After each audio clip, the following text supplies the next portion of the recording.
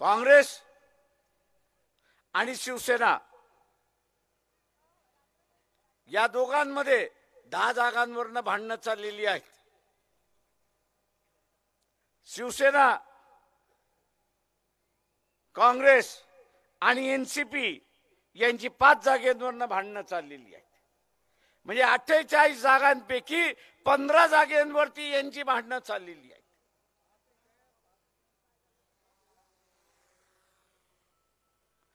पंधरा जागेंवरती भांडणं चाललेली आहेत. आणि दर दिवशी गेल्या 4 दिवस वर्तमानपत्र, टीव्ही सगळे चाललेले आहेत की वंचित बहुजन आघाडीने त्यांनी किती जागा मागितल्यात हेच कळत नाहीत. ते बाहेर पडणार आहेत की काय अशी चर्चा त्या ठिकाणी सुरुवात झाली.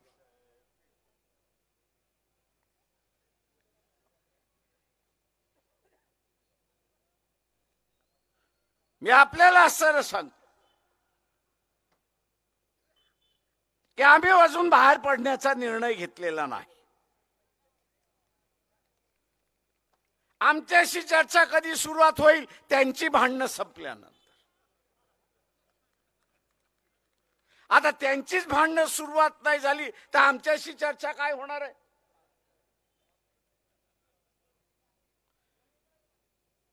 जे 2.5 वर्ष चर्चा करू शकले नाहीत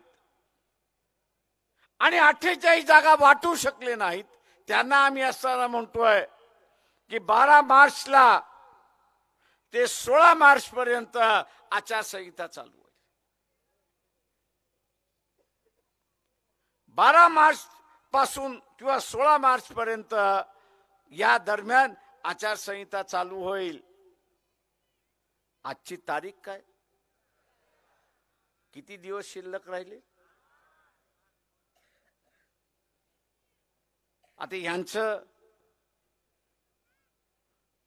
भांडण मिटलं नाही तर मग काय?